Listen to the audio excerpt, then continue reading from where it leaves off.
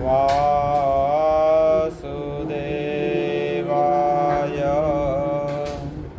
स्वस्ति श्री गणेशाय नमः।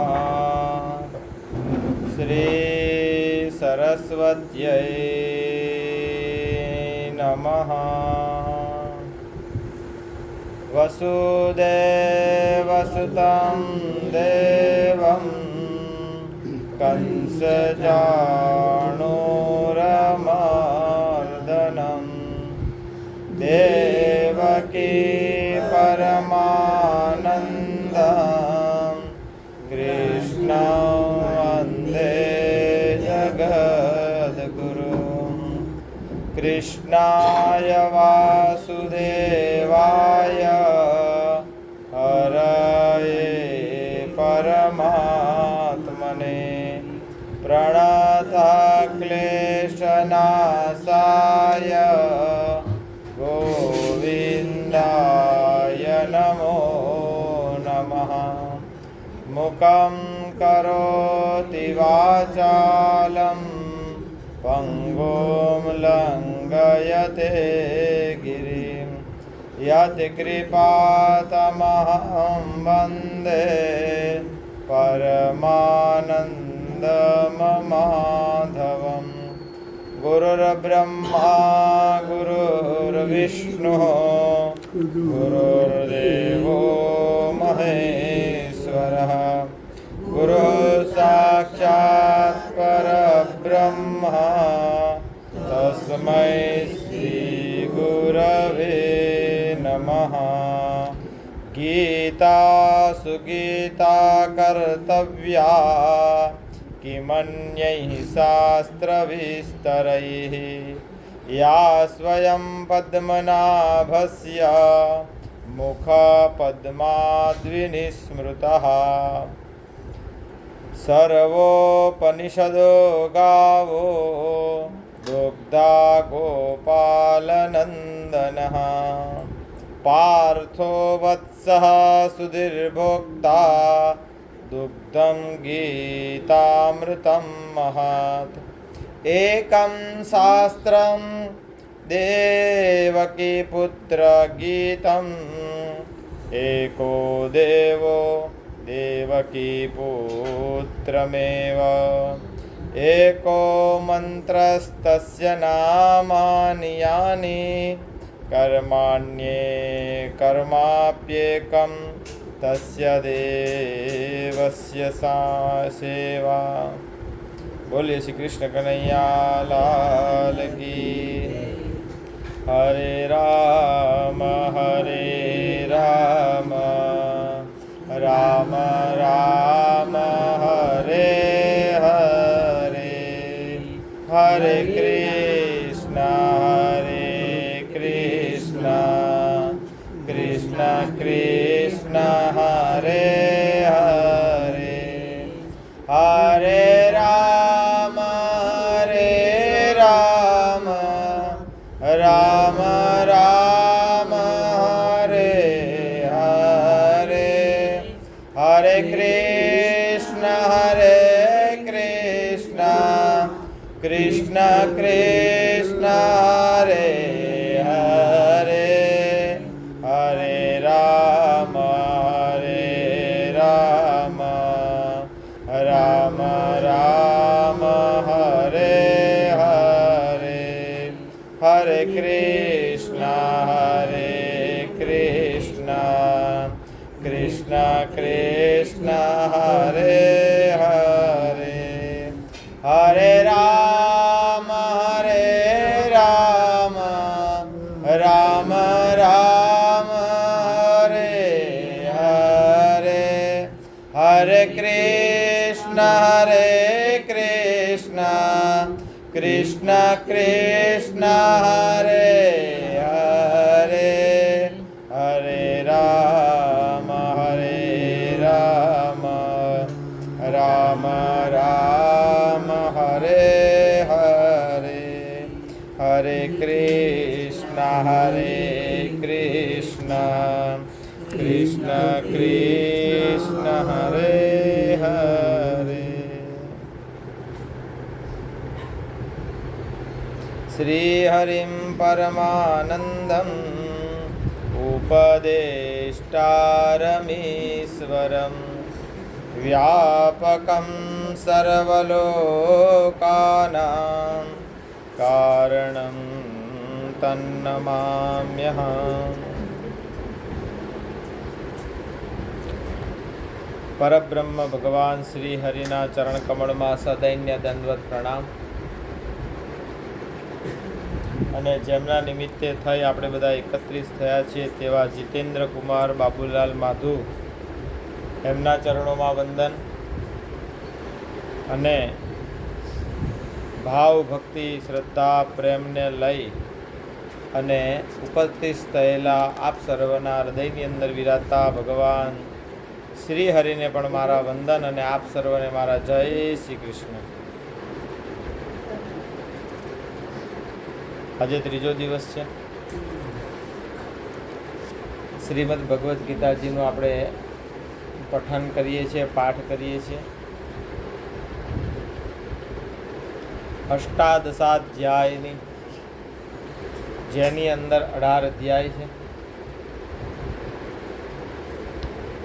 700 શ્લોક છે, સપ્તસતી પણ કહેવાય છે.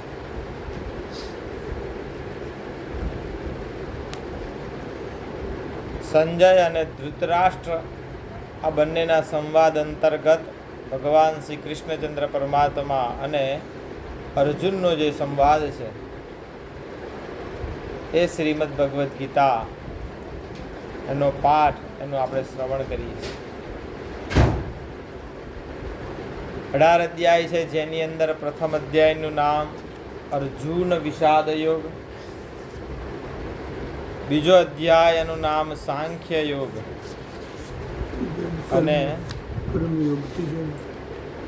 અને ત્રીજા અધ્યાયનું નામ કર્મયોગ.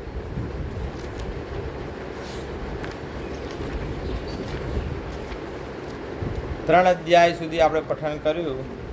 ચોથો અધ્યાય છે એનો જ્ઞાન કર્મ સંન્યાસ યોગ. શ્રી ભગવાન વાચ ઇમં વિવસ્વતે યોગમ પ્રોક્તવાહનમવ્યયમ વિવસ્વાન મનવે પ્રાહ મનુરીક્ષ્વા કવે બ્રવીત એવં પરંપરા પ્રાપ્ત મિમં રાજર્ષયો વિદુઃ સકાલે નેહમ હતા યોગો નષ્ટઃ પરંતપઃ સ એવાયં મયા તેજ્ય યોગઃ પ્રોક્તઃ પુરાતન ભક્તોસી મે સખા ચેતિ રહસ્યમ યેતદુત્તમમ. ભગવાન શ્રી કૃષ્ણ પરમાત્મા અર્જુનને કહે છે કે આ અવિનાશી યોગ પૂર્વની અંદર મેં જ સૂર્યને કહ્યો હતો. સૂર્યએ પોતાના પુત્ર વૈવસ્વત મનુને કહ્યો અને મનુએ પોતાના પુત્ર રાજા ઇક્ષ્વાકુ રાજાને કહ્યો હતો. આવી રીતે પરંપરાથી પ્રાપ્ત આ યોગને રાજર્ષિઓએ જાણ્યો, પણ ત્યારબાદ તે યોગ ઘણા સમયથી આ પૃથ્વી લોકમાં લગભગ લુપ્ત પ્રાય થયો હતો. તું મારો ભક્ત છે અને સાથે મારો મિત્ર પણ છે, માટે એ જ આ પુરાતન યોગ આજે મેં તને કહ્યો, કેમ કે આ ઘણો ઉત્તમ રહસ્ય છે, એટલે કે ગુપ્ત રાખવા યોગ્ય છે. કેવું છે આ શાસ્ત્ર? હા, બધાને કહેવાય ના, અમુક વસ્તુ હોય આપણે ગુપ્ત રાખીએ ને. હા, ઘરમાં આપણે પૈસા પડ્યા હોય તો આપણે કંઈ સોફા મૂકીએ, શોકેસમાં મૂકીએ નહીં ને? કેમ? કે એને લક્ષ્મી કહેવાય. શું? હા, એટલે અમુક વસ્તુને આપણે ઢાંકીને રાખવી એવી શાસ્ત્ર વાત બતાવે છે. 3 વસ્તુ ઉપર પડદો હોવો જોઈએ. હાશે ત્રણ વસ્તુ ઉપર શું કીધું? પડદો. એક તો લક્ષ્મી ઉપર પડદો. પહેલાંના સમયની અંદર ગામમાં ઘર હોય અને મોટો આગળનો રૂમ હોય અને પછી એક પાછળ રૂમ હોય ને એક રસોડું હોય, એટલું હોય. બાકી મોટો આગળ કેવો રૂમ હોય? મોટો હોય ને, અને તિજોરી ને બધું ત્યાં જ હોય.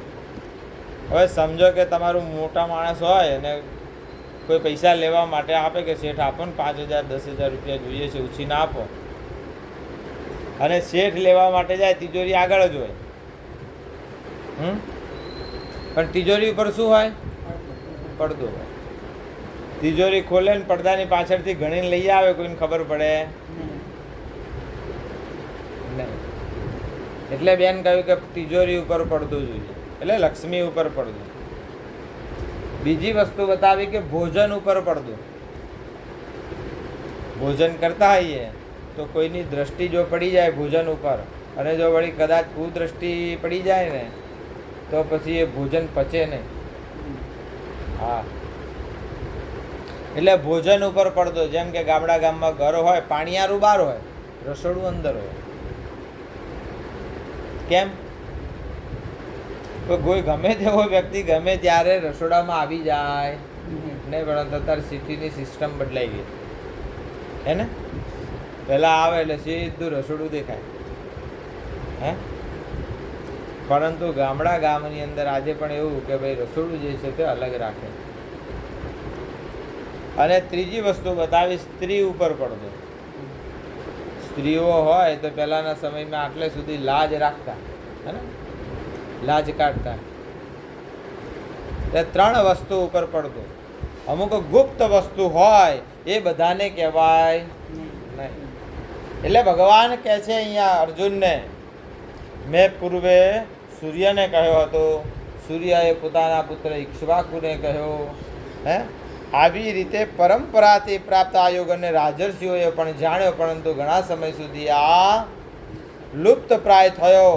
અને હવે હું તને કહેવા જઈ રહ્યો છું, કારણ કે તું મારો ભક્ત છે અને સાથે તું મારો મિત્ર પણ છે. વિશ્વાસપાત્ર જો કોઈ હોય તો તું એક છે, માટે હું તને કહું છું. સ એવાયમ મયા તેજ્ય યોગ પ્રોક્ત પુરાતન ભક્તોસી મે સખા ચેતી રહસ્યમ યે તદ ઉત્તમમ. ત્યારે અર્જુન કહે છે, અપરમ ભવતો જન્મ પરમ જન્મ વિવસ્વતઃ કથમે તદ્વિજાનીયામ ત્વમાદૌ પ્રોક્તવાનિતિ. અર્જુનજી કહે છે ભગવાનને કે આપનો જન્મ તો અર્વાચીન હાલનો છે, જ્યારે સૂર્યનો જન્મ તો ઘણો પહેલાનો છે. હા, તમારો જન્મ તો હમણાં થયો, પણ સૂર્યનારાયણ તો ક્યારના છે. કલ્પના આરંભે થયો છે સૂર્યનારાયણનો જન્મ. તો હું એ વાતને કેમ સમજું કે તમે જ કલ્પના આરંભે સૂર્યનારાયણ દેવને આ યોગ કહ્યો હતો. અને ત્યારે ભગવાન કહે છે, બહુની મે વ્યતીતાની જન્માની તવ ચાર્જુન તાન્યહમ વેદ સર્વાણી નત્વમ વિત્થ પરમ તપ. ભગવાન અર્જુનને શું કહે છે? હે પરમ તપ અર્જુન, મારા અને તારા ઘણા જન્મો થઈ ચૂક્યા છે, એ બધાને તું જાણતો. એ તને નથી ખબર, એ મને ખબર. શું હા, તમે તો આવડા હતા એમ કહીએ ને આપણે વાતમાં. તને ખબર ના હોય શું બેન? શું તમે તો બધા આવડા હતા, તમે તો બહુ નાના હતા એમ આપણે કોઈને કહેવાનું હોય તો કહીએ ને, હા હું જાણું છું, અમને ખબર છે. એટલે ભગવાન શ્રી કૃષ્ણ પણ અર્જુનને એમ જ કહી રહ્યા છે કે બહુની મે વ્યતીતાની જન્માની તવ ચાર્જુન. હે અર્જુન, તારા ને મારા તો ઘણા જન્મો થઈ ચૂક્યા છે. એ બધા તું નથી જાણતો, પરંતુ મને ખ્યાલ છે. હું અજન્મા અને અવિનાશી સ્વરૂપ હોવા છતાં પણ તેમજ બધાય પ્રાણીઓનો ઈશ્વર હોવા છતાંય પોતાની પ્રકૃતિને આધીન કરીને પોતાની યોગ માયાથી પ્રગટ થાઉં છું. મારી યોગ માયા દ્વારા હું આ જગતની અંદર પ્રગટ થાઉં છું. હું અજન્મા છું, અવિનાશી છું. હા, મારો ક્યારેય જન્મ થતો નથી. હું અવિનાશી હોવા છતાં પણ તેમજ બધાય પ્રાણીઓનો ઈશ્વર હોવા છતાંય પોતાની પ્રકૃતિને આધીન કરીને પોતાની યોગમાયાથી પ્રગટ થાઉં છું. અને ત્યારે ભગવાન કહે છે યદા યદા હિ ધર્મસ્ય ગ્લાનિર્ભવતિ ભારત અભ્યુત્થાનમ ધર્મસ્ય તદાત્માનમ સૃજામ્યહમ. હે અર્જુન, જ્યારે જ્યારે ધર્મની હાનિ અને અધર્મની વૃદ્ધિ થાય છે ત્યારે ત્યારે હું પોતાના રૂપને સર્જન કરું છું, એટલે કે સાકાર રૂપે આ જગતની અંદર પ્રગટ થવું છું. ક્યારે? અધર્મની વૃદ્ધિ થાય, અધર્મનો નાશ કરવા માટે, હા, અને ધર્મ સંસ્થાપનાર્થાય, ધર્મની સ્થાપના કરવા માટે હું આ જગતની અંદર મારી માયાથી સાકાર રૂપ ધારણ કરીને પ્રગટ થઉં છું. પરિત્રાણાય સાધૂનાં વિનાશાય ચ દુષ્કૃતાં ધર્મ સંસ્થાપનાર્થાય સંભવામિ યુગે યુગે. પરિત્રાણાય સાધૂનાં, સાધુ પુરુષોનો ઉદ્ધાર કરવા માટે, મારા ભક્તોને સુખ આપવા માટે. મુખ્ય તો જો ભગવાન આ જગતની અંદર આવતા હોય તો પોતાના ભક્તોને લાડ લડાવવા માટે આ જગતની અંદર ભગવાન પ્રગટ થાય છે. બાકી ભગવાન તો કેવા છે? કર્તુમ અકર્તુમ અન્યથા કર્તુમ ઈશ્વર. ભગવાન કેવા છે? ત્યાં બેઠા બેઠા જ અધર્મનો નાશ કરી દે. શું? ભગવાન તેવા સર્વશક્તિમાન છે. કોરોનાને મોકલી દેજે, જા ભાઈ, ધરતી ઉપર થોડોક ભાર ઓછો કરી દે, હે ને, તો ધરતી ઉપર થોડોક ભાર ઓછો થઈ જાય ને. એટલે ભગવાન તો કરતું અકર્તુમ અન્યથા કરતું છે. પરંતુ જો ભગવાન વિશેષ રૂપે જો આ જગતની અંદર પ્રગટ થતા હોય તો એ પોતાના ભક્તોના માટે પ્રગટ થાય છે. પાપ કરનારાઓનો વિનાશ કરવા માટે અને ધર્મની સારી રીતે સ્થાપના કરવા માટે દરેક યુગની અંદર હું પ્રગટ થઉં છું. ભગવાને કેટલા અવતાર ધારણ કર્યા? એવું કહેવાય છે કે બહુની. ભગવાનના ઘણા બધા અવતારો છે, પરંતુ એની અંદર 24 અવતાર તે ભગવાનના મુખ્ય છે. અને એની અંદર પણ કૃષ્ણસ્તુ ભગવાન સ્વયં, ભગવાન શ્રી કૃષ્ણ એ પોતે પ્રત્યક્ષ ભગવાન છે. જન્મ કર્મ ચ મે દિવ્યમ એવમ યો વેત્તિ તત્વતઃ ત્યક્ત્વા દેહમ પુનર્જન્મ નૈતિ મામેતિ સોર્જુન. હે અર્જુન, મારા જન્મ અને કર્મ દિવ્ય અર્થાત નિર્મળ અને અલૌકિક છે. મારો જન્મ અને મારા કર્મ બધા કેવા છે? અલૌકિક છે. કોઈ જાણવાને સમર્થ. એમ જે માણસ તત્વથી જાણી લે તે દેહ છોડીને પુનર્જન્મ નથી પામતો. તત્વથી જે વ્યક્તિ મને જાણી લે છે, જો સામાન્ય જે મનુષ્ય જેવા જો મને જાણે તો એનો પુનર્જન્મ થાય, ભલે મારી સાથે રહેતો હોય. હે,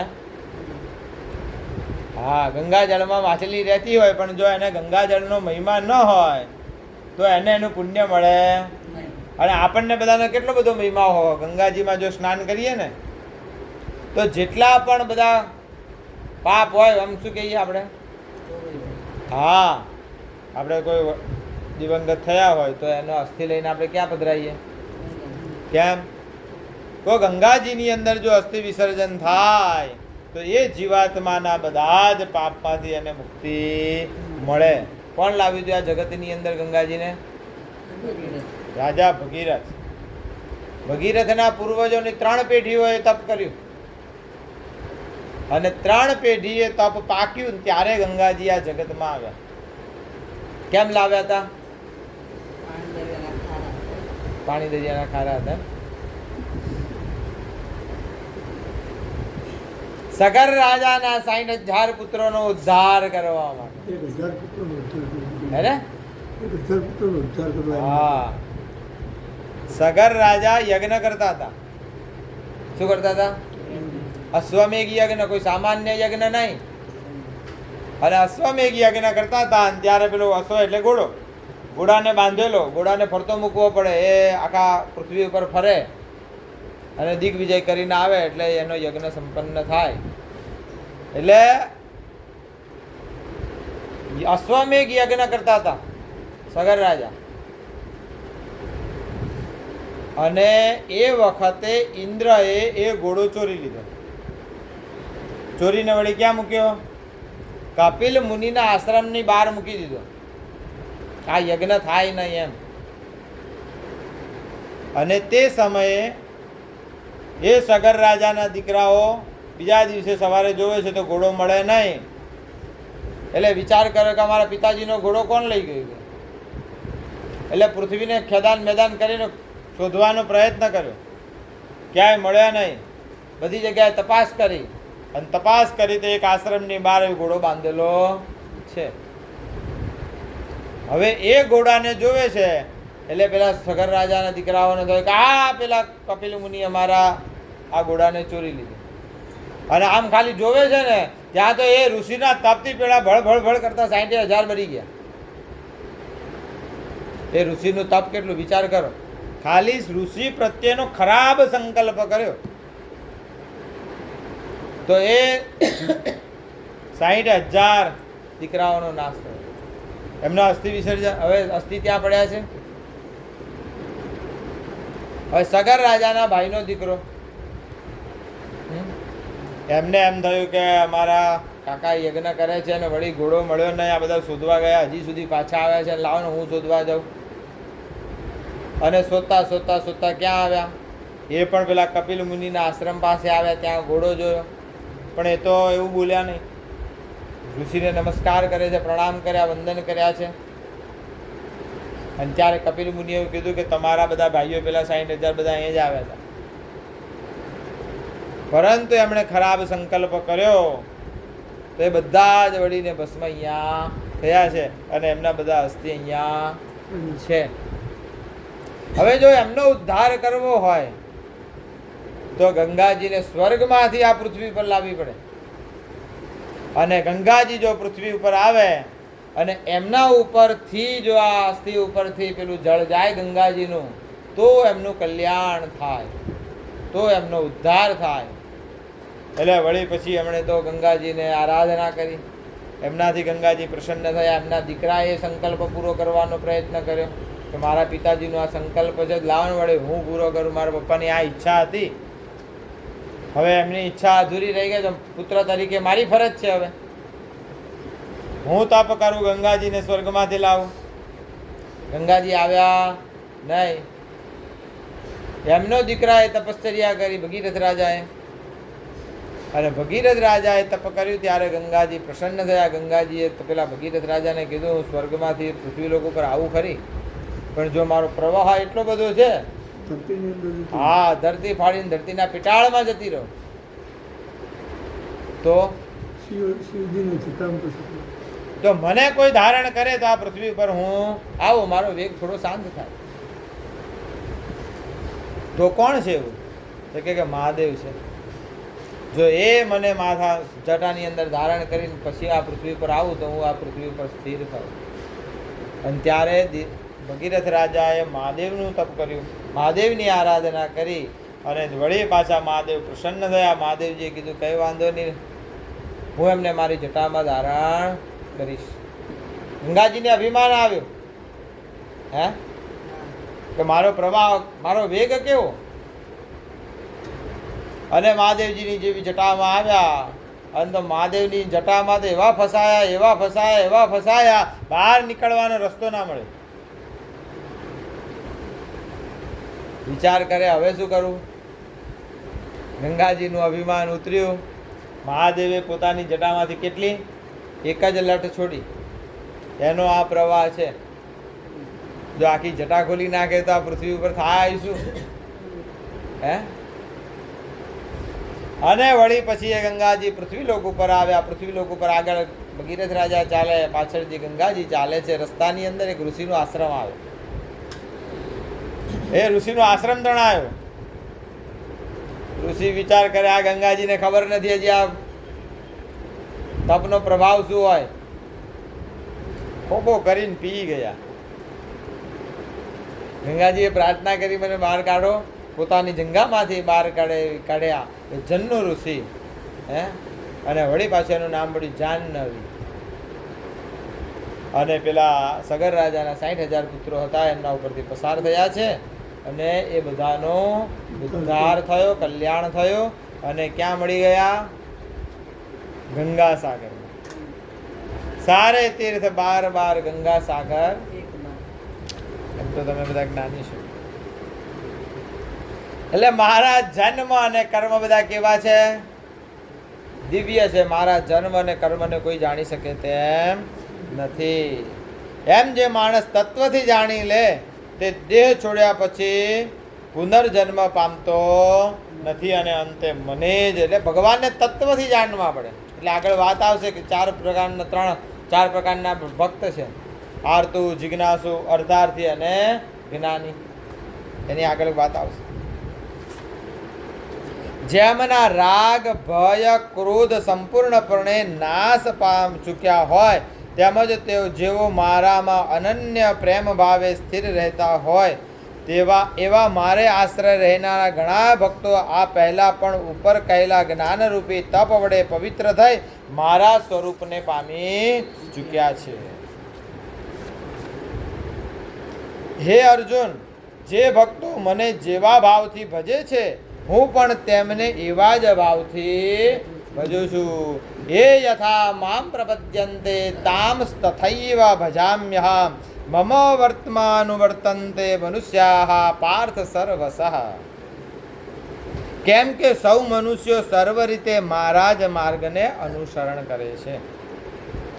આ મનુષ્ય લોકમાં કર્મોના ફળને ઈચ્છનારા માણસો દેવતાઓનું પૂજન કરતા રહે છે, કેમ કે એમને કર્મોથી ઉત્પન્ન થનારી સિદ્ધિ સત્વરે મળી જાય છે. બ્રાહ્મણ, ક્ષત્રિય, વૈશ્ય અને શૂદ્ર આ ચારે વર્ણોનો સમૂહ ગુણ અને કર્મોના વિભાગ પ્રમાણે મારા દ્વારા જ સૃષ્ટિમાં સર્જાયો છે. આ કોણે રચના કરી છે? તમે ને મેં નથી કરી. આદિકાળથી આ પરમાત્માએ રચના કરી. આવું ભગવાન ગીતાજીની અંદર કહે છે. ચાતુર્વર્ણ્યમ મયા સૃષ્ટમ ગુણ કર્મ વિભાગ સહ તસ્ય કર્તારપી મામ વિદ્ય કર્તારમવ્યયમ. ભગવાન કહે છે ચાતુર્વર્ણમ મયા સૃષ્ટમ. ગુણ કર્મ અને અનુસાર. કેવી રીતે? ગુણ અને કર્મ પ્રમાણે. તો બ્રાહ્મણ, ક્ષત્રિય, વૈશ્ય અને ક્ષુદ્ર. બ્રાહ્મણનું કર્મ શું? દાન લેવું અને આપવું, ભણવું ને ભણાવવું, યજ્ઞ કરવો ને કરાવો. ક્ષત્રિયનો ધર્મ શું છે? તો દેશની રક્ષા કરવી. વૈશ્યનો ધર્મ શું છે? તો વ્યાપાર કરવો. અને શૂદ્રનો ધર્મ એ છે કે બ્રાહ્મણ, ક્ષત્રિય અને વૈશ્ય ત્રણેય વર્ણની સેવા.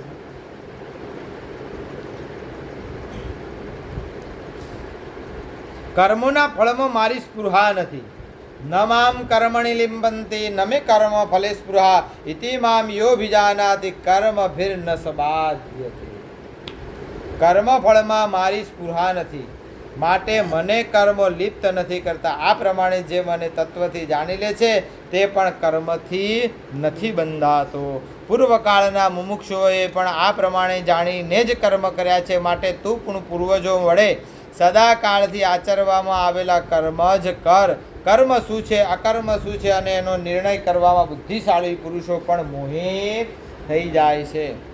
માટે તે કર્તવ્ય કર્મ હું તને સારી રીતે સમજાવીને કહું છું. તેને જાણીને તું અશુભથી એટલે કે કર્મબંધનથી મુક્ત થઈશ. કર્મનું સ્વરૂપ પણ જાણવું જોઈએ, અકર્મનું સ્વરૂપ પણ જાણવું જોઈએ, તેમજ વિકર્મનું સ્વરૂપ પણ જાણવું જોઈએ. કેમ કે કર્મની ગતિ કેવી છે? બહુ જબરજસ્ત છે. હા, કર્મણો યપી બોધવ્યમ ચ વિકર્મણઃ અકર્મણ્યશ્ચ બોધવ્યમ ગહના કર્મણો ગતિ. કર્મની ગતિ કેવી છે? બહુ ગહન છે. આપણને બહુ ખબર પડે નહીં. એટલે શાસ્ત્રકારો અથવા તો ઋષિઓ એવું કહે છે કે એક એક ડગલું ભરવું ને વિચારીને ભરવું. જે માણસ કર્મમાં અકર્મ જુએ છે અને અકર્મમાં કર્મ જુએ છે એ માણસ બધા માણસોમાં બુદ્ધિશાળી છે, તેમજ એ યોગી સમસ્ત કર્મ કરનારો છે. જેના સર્વશાસ્ત્ર સંમત કર્મો કામના કે સંકલ્પ વિના થાય છે તથા જેના બધાય કર્મો જ્ઞાનરૂપી અગ્નિ વડે બળી ગયા છે એ મહાપુરુષને જ્ઞાનીજનો પણ પંડિત કહે છે. શું કીધું? જ્ઞાનરૂપી અગ્નિ વડે બધા કર્મોને બાળી નાખે છે. જે માણસ સર્વ કર્મ પ્રત્યેની તેમજ એમના ફળ પ્રત્યેની આસક્તિને બધી રીતે ત્યાગી સંસારના આશ્રયથી રહિત થઈ ગયો છે તથા પરમાત્મામાં સદાય તૃપ્ત છે, તે કર્મમાં યોગ્ય રીતે વર્તતો હોવા છતાં પણ વાસ્તવમાં કંઈ જ કરતો નથી. જે કંઈ પણ કર્મ કરે છે એ કર્તવ્ય કર્મ માનીને કરે છે અથવા તો પરોપકારની ભાવનાથી કરે છે, એટલે એને કર્મ બંધન કરતા થતું નથી. જેને કસાયની ખેવના નથી, એટલે કોઈ પણ વસ્તુ પદાર્થની ઈચ્છા નથી. અંતઃકરણ અને ઇન્દ્રિયો સહિત જેણે શરીર ત્યજ્યું છે તેમજ સઘળી ભોગોની સામગ્રીનો જેણે પરિત્યાગ કરી દીધો છે એવો સાંખ્ય યોગી કેવળ શરીર સંબંધી કર્મ કરતો હોવા છતાં પણ પાપને પામતો નથી. શરીર ધર્મનું પાલન કરે છે, બાકી એને કોઈ પણ પ્રકારની સ્પૃહા નથી.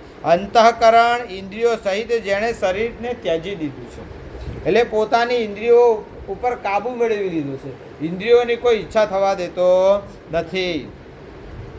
ઈચ્છા વિના આપમેળે મળેલા પદાર્થમાં જે સદાય સંતુષ્ટ રહે છે. શું મારે આ જોઈએ જ એવું નહીં, જે મળે એ બધું ચાલશે, ફાવશે ને ગમશે.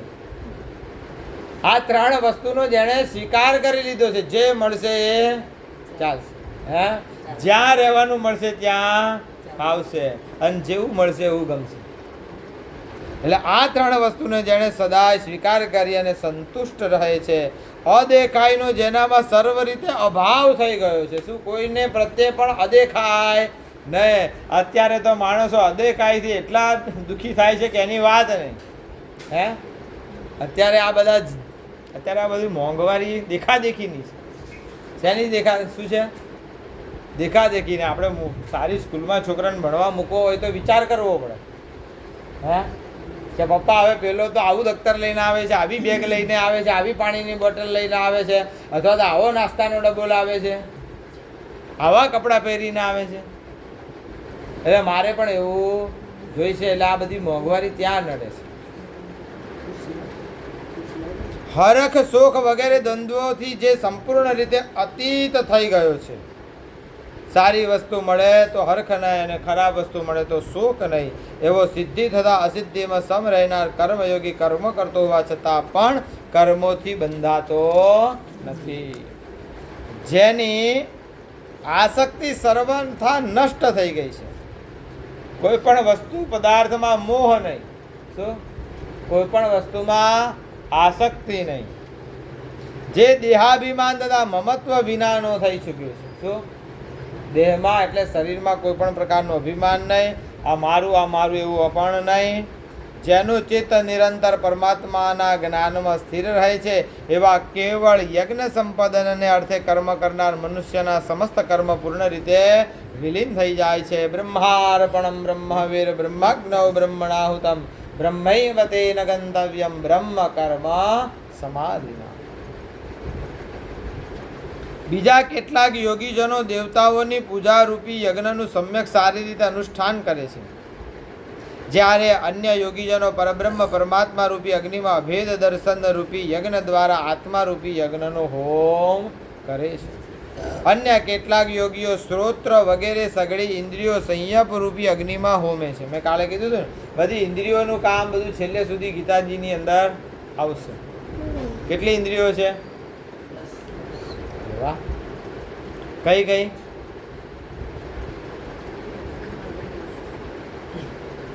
સારું, એ લેસન કાર્ય કરી લાવશે. તો અન્ય કેટલાક યોગીઓ સ્ત્રોત્ર વડે બધી ઇન્દ્રિયોને સંયમ રૂપી અગ્નિની અંદર હોમી દે, સંયમ રાખે. તો વળી બીજા કેટલાક યોગીજનો શબ્દ વગેરે સર્વ વિષયોને ઇન્દ્રિયો રૂપી અગ્નિમાં હોમતા રહે છે. અન્ય યોગીજનો ઇન્દ્રિયોની સર્વ ક્રિયાઓને તથા પ્રાણીઓની સમસ્ત ક્રિયાઓને જ્ઞાન વડે પ્રજ્વલિત આત્મસંયમ યોગ રૂપી અગ્નિમાં હોમી દે છે. અન્ય કેટલાક માણસો દ્રવ્ય સંબંધી યજ્ઞ કરનારા છે. કેટલાક તપ કરે છે. શું કરે? પોતે જે કંઈ પણ કમાય એમાંથી યથા યોગ્ય દાન દક્ષિણા અર્પણ કરી, અથવા તો સમાજમાં સારા સત્કાર્ય કરે, ક્યાંક હોસ્પિટલો બનાવે. ભગવાને આપી છે. કોણે આપી છે આ બધું? આ તો ભગવાનના કાર્યમાં વાપરવું જોઈએ એવું સમજે છે. તો હોસ્પિટલો બનાવે, કોઈ ગરીબ હોય તેને મદદ કરે. શું કરે? કન્યાદાન કરે, વિદ્યાદાન કરે, ગૌદાન કરે. અને કેટલા 4 દાન છે ને મોટામાં મોટા? તો કયા? વિદ્યાદાન, ગૌદાન, પછી કન્યાદાન અને અન્નદાન. 4 દાન મહાદાન. તો કેટલાક માણસો દ્રવ્ય સંબંધી યજ્ઞ, દ્રવ્ય એટલે ધન, કેટલાક શરીરનો યજ્ઞ કરે, તપ કરે ને, એકાદશી કરે, અમાસ કરે, પૂનમ કરે. હમણાં ચતુર્માસ આવશે, શ્રાવણ મહિનો આવશે, નવરાત્રિ આવે તો તપ કરે. તપ દ્વારા પરમાત્માની પ્રાપ્તિ મેળવે. કોઈ દ્રવ્ય દ્વારા ધન સંપત્તિ કોઈને ઉપયોગમાં આવે તો એ દ્વારા ભગવાનની કૃપા મેળવે. અને કેટલાક પુરુષો અષ્ટાંગ યોગ રૂપી યજ્ઞ કરનારા છે. શું કીધું? કેટલાક પુરુષો અષ્ટાંગ યોગ કરે. કયો યોગ કરે બેન? અષ્ટાંગ એટલે 8: યમ, નિયમ, આસન, પ્રાણાયામ, પ્રત્યાહાર, ધારણા, ધ્યાન, સમાધિ. ઘણી વખત માણસો કથા સાંભળતા હોય તો સમાધિમાં પહોંચી જાય. હે ને? સમાધિ એટલે ના ના, એ નહીં સમાધિ. ભગવાન પાસે પહોંચી જાય. શું તમે એક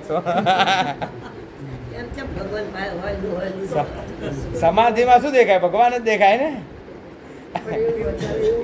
એટલે બીજા કેટલાક યોગીઓ અષ્ટાંગ યોગ કરે. યમ શું કરે? યમ.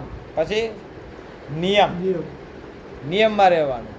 સમાધિ મેળવવા માટે બધા નિયમો હોય, બધા ડાયટિંગ કરે ને. યમ, નિયમ. પછી ત્રીજા નંબરમાં આસન. મહારાજ કથા કરે ત્યાં સુધી નીચે આમ પલાઠી વાળીને બેસી રહેવાનું. તમારી વાત નથી કરતો. હા, તો જેને અષ્ટાંગ યોગ સિદ્ધ કરો છે એની વાત છે. તો આસન સિદ્ધ કરવાનું. ક્યાં કરને કા? ગુજરાતી કે હિન્દી?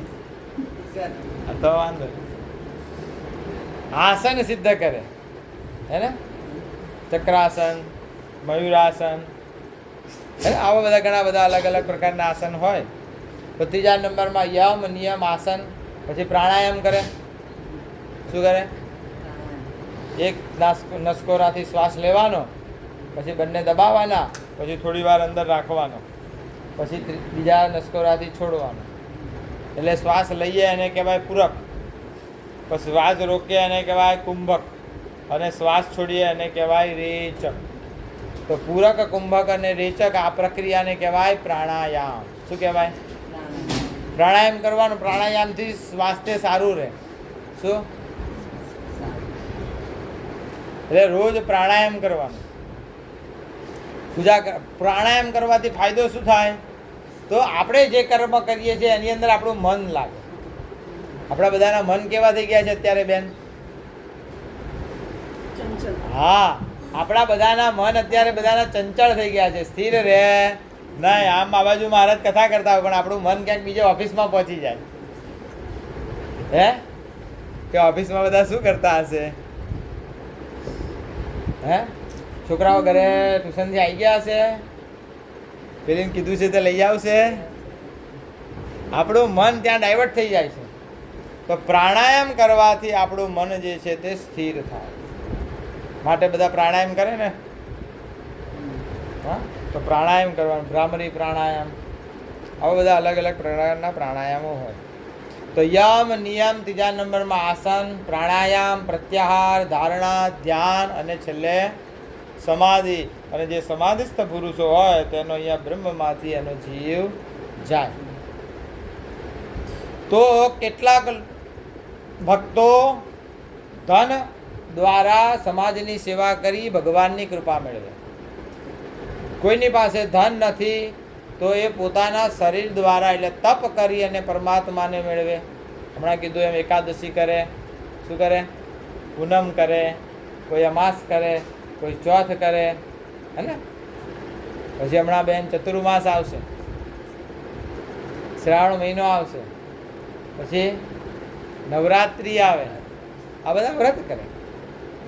કોઈ જે છે તે અષ્ટાંગ યોગ યજ્ઞ કરે છે. અને વળી કેટલાક અહિંસા આદિ લોકોત્તર વ્રતો પાળનારા પ્રયત્નશીલ માણસો અધ્યાય રૂપી જ્ઞાન યજ્ઞ કરનારા છે. અહિંસા પરમો ધર્મ. શું કરે? કોઈ જીવ માત્રની પણ હિંસા કરવાની નહીં. જૈન મુનિઓને તમે જોવો છો ને, પગમાં ચપ્પલ પણ પહેરવાના. ચપ્પલ પહેરો તો પેલી કીડી બિચારી મરી જાય ને. હે, હે, એટલે અહિંસા કરે. અહિંસા યજ્ઞ. અહિંસા પરમો ધર્મ. એ પરમ એટલે કોઈને મારી નાખવું એ જ હિંસા નથી. કોઈને ગમે તેવું વચન બોલી અને કોઈના દિલને દુભાવો એ પણ મોટી હિંસા છે. અને માણસ સ્વાધ્યાય રૂપી જ્ઞાન યજ્ઞ કરે છે. સ્વાધ્યાય એટલે સદગ્રંથોનું વાંચન કરે, એના દ્વારા બધું વાસ્તવિક વસ્તુ જાણે અને એમાંથી સંસારમાંથી પોતે છૂટી જાય કે આ બધું કેવું છે, બધું નાશવંત છે. બીજા કેટલાક યોગીજનો અપાન વાયુમાં પ્રાણવાયુને હોમે, તેમજ અન્ય યોગીજનો પ્રાણવાયુમાં અપાન વાયુને હોમે, અને અન્ય કેટલાક નિયમ પ્રમાણે આહાર કરનારા પ્રાણાયામ પરાયણ માણસો પ્રાણ અને અપાનની ગતિને રોકીને પ્રાણને પ્રાણમાં હોમે છે. સગળા સાધકો યજ્ઞો દ્વારા પોતાનો નાશ કરનારા તેમજ યજ્ઞોને જાણનારા છે. યજ્ઞમાંથી બચેલા અમૃતનો અનુભવ કરનારા યોગીજનો સનાતન પરબ્રહ્મ પરમાત્માને પામે છે. જ્યારે યજ્ઞ ન કરનારા માણસ માટે તો આ મનુષ્ય લોક પણ સુખદાયક નથી. કોઈ પણ પ્રકારે સત્કર્મ તો કરવું જોઈએ તો આપણા હૃદયની અંદર આનંદ રહે. શું આપણે જે દિવસે સત્યનારાયણની કથા કરી હોય તે દિવસે આપણને આનંદ થાય ને. આજે તો મારા ઘરે સત્યનારાયણ ભગવાનની કથા થઈ, બધા આવ્યા, બધા પ્રસાદ લીધો, હે કેટલો આનંદ થાય. જે કંઈ પણ ધનનો વ્યય થાય એમાં આનંદ હોય, હે ને. ભલે થયા પણ ભગવાનની પૂજા મારા ઘરે થાય. ફોર વ્હીલ લઈને જતા હોય, સીટ બેલ્ટ બાંધ્યો ના હોય ને પછી પેલો મેમો ભાડે 2500 રૂપિયાનો, તો ગમે? હલો, આ ક્યાંથી ભટકાવે તો દુઃખ થાય છે. દુઃખ થાય ને, ત્યાં દુઃખ થાય છે, અહીંયા સુખ થાય છે. ખ્યાલ આવે? તો જે યજ્ઞમાંથી બચેલા અમૃતનો અનુભવ કરનાર યોગીજનો સનાતન પરબ્રહ્મ પરમાત્માને પામે છે. જ્યારે યજ્ઞ ન કરનાર માણસ માટે તો મનુષ્ય લોક પણ સુખદાયક નથી. પરલોક ક્યાંથી સુખદાયક હોય?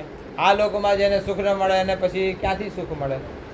આવા બીજા પણ અનેક જાતના યજ્ઞો વેદની વાણીમાં વિસ્તારથી કહેવામાં આવેલા છે. આ તો થોડાક જ યજ્ઞો ભગવાને ગણી બતાવે.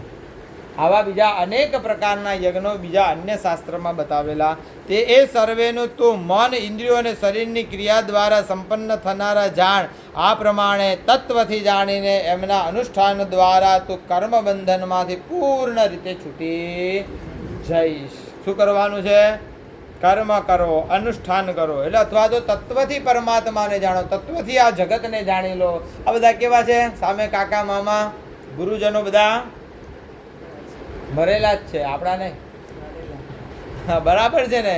હા, આજે ને કાલે તે મરવાના જ છે. એમ દ્રવ્યમય યજ્ઞની અપેક્ષાએ જ્ઞાન યજ્ઞ ઘણો ચડિયાતો છે. દ્રવ્ય યજ્ઞ એટલે ધન દ્વારા જે સેવા કરવામાં આવે સમાજ, એના કરતાં પણ જે જ્ઞાન યજ્ઞ છે એ કેવો છે? ઉત્તમ છે.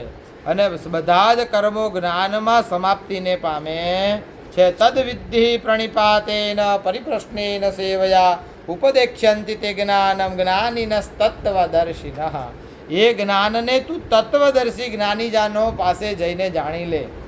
એમને યોગ્ય રીતે દંડવત પ્રણામ કરવાથી, એમની સેવા કરવાથી, તેમજ કપટ છોડીને સરળ સ્વભાવે પ્રશ્ન પૂછવાથી પરમ તત્વને બરાબર ઓળખનારા એ જ્ઞાની મહાત્માજનો તને તે તત્વ જ્ઞાનનો ઉપદેશ આપશે. બધા પાસેથી કંઈ જ્ઞાન મળે નહીં.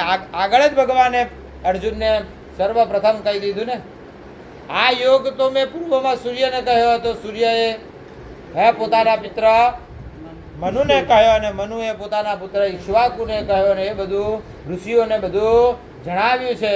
એટલે બધા પાસે આ જ્ઞાન છે નહીં. એ તો તત્વદર્શી જે મહાત્માજનો છે એની પાસે આ જ્ઞાન છે. માટે એની પાસે જઈને તું જાણ, અને પણ તું એમની સેવા કરીશ તો તને જાણવા મળશે, એની કૃપા મળશે તો મળશે. બધા નકર વડીલો હોય તો પછી થોડું ઘણું પોતાની પાસે રાખે ને, કે જે સેવા કરશે એને આ લાભ મળશે. સમજ્યા? એટલે થોડું ગુપ્ત તો પછી પોતાની પાસે રાખવું પડે ને.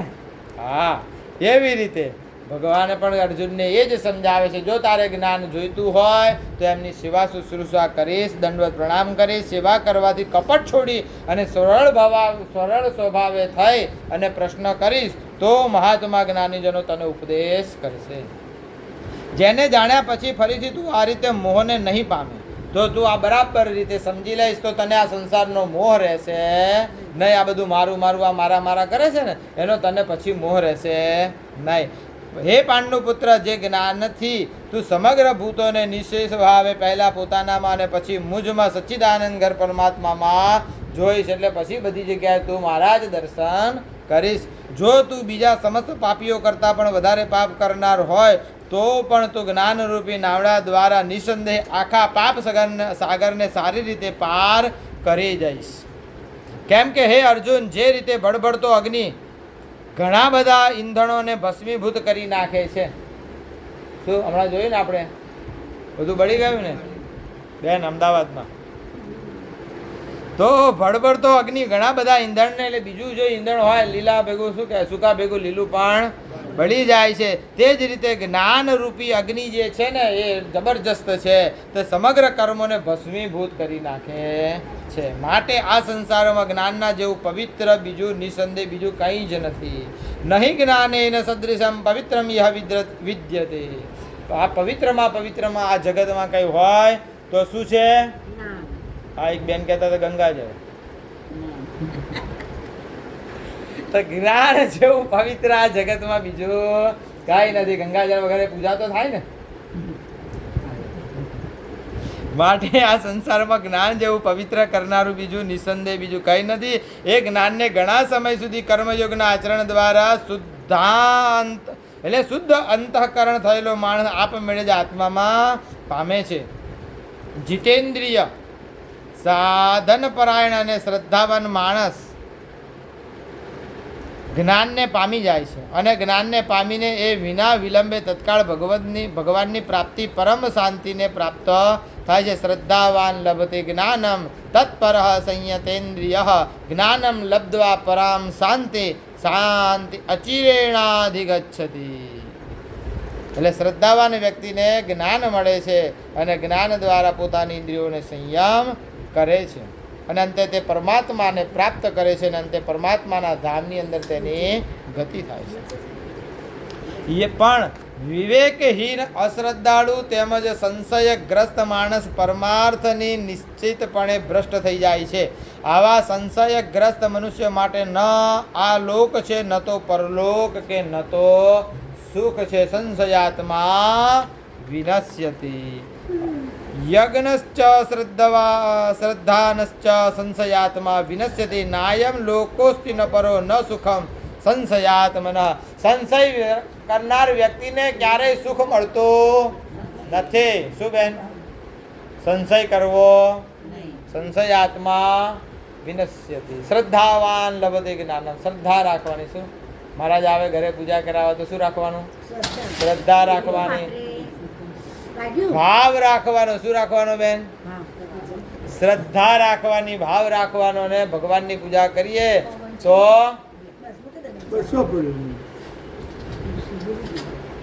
અંતે પરમાત્માની પ્રાપ્તિ થાય. યોગો સંન્યસ્ત કર્માણમ જ્ઞાનમ સંચિન્ન સંશય આત્મવંતમ ન કર્માણી નિબધ્નંતિ ધનંજય. હે અર્જુન, જેણે કર્મયોગના આચરણ દ્વારા સમગ્ર કર્મો પરમાત્મામાં અર્પણ કરી દીધા છે, તથા જેણે વિવેક વડે સકલ સંશયોનો નાશ કરી દીધો છે. શેના દ્વારા નાશ કરી દેવાનો? શંકાનો. વિવેક વડે. શેના વડે? શંકા તો થાય ને વળી. મહારાજે આવ્યા, પેલા મહારાજે આવ્યા હતા આમ કર્યું હતું, આ મહારાજે વળી આમ પૂજા કરાવી. હે તો મનમાં સંશય થાય, પરંતુ સંશય કરવો નહીં. વળી જો થાય તો અહીંયા બતાવ્યું કે જેણે વિવેક વડે સકળ સંશયનો નાશ કરી દીધો છે, એવા વશ કરેલ અંતઃકરણના પુરુષને કર્મનું બંધન થતું નથી. મહારાજ કરાવે તે બધું બરાબર હોય. હે માટે તું હૃદયમાં રહેલ આ અજ્ઞાન જનિત પોતાના સંશયને વિવેક જ્ઞાન રૂપી તલવાર વડે છેદીને સમત્વ રૂપ કર્મયોગમાં સ્થિત થઈ જા, અને યુદ્ધ માટે તો તમે બધા જ્ઞાની છે. શું કીધું? અજ્ઞાન દ્વારા તારો અજ્ઞાનના તને સંશય થયો છે ને, આ બધાને મારું કે ન મારું, શું કરું, યુદ્ધ કરું કે ન કરું, આવો જો તને સંશય થયો છે ને, એ સંશયમાંથી તું નીકળી જા. અને એ જે સંશય છે એ તને અજ્ઞાનના કારણે છે. કારણ કે આમાં રહેલો તો આ તો જીવ છે, આ તો આ શરીર છે. એટલે જીવ કેવો છે? અવિનાશી છે. શરીર તો અવિનાશી નથી, ક્યારે ને ક્યારે એનો નાશ થવાનો એ નિશ્ચિત છે. એટલે તું એ સંશયમાંથી મુક્ત થઈ જા, વિવેક જાગૃત કર, અને વિવેકના દ્વારા તો સમત્વ યોગ કર્મોમાં સ્થિર થઈ જા, અને યુદ્ધ માટે તો ઊભો થઈ જા. આ રીતે ભગવાને અર્જુનને કર્મયોગનું નિરૂપણ અહીંયા ચતુર્થ અધ્યાયની અંદર કરાવ્યું છે. ઓમ તત્સદિતિ શ્રીમદ ભગવદ્ ગીતાસુ ઉપનિષત્સુ બ્રહ્મ વિદ્યાયામ યોગ શાસ્ત્રે શ્રી કૃષ્ણ અર્જુન સંવાદે જ્ઞાન કર્મ સંન્યાસ યોગો નામ ચતુર્થો અધ્યાય. બોલીએ શ્રી કૃષ્ણ.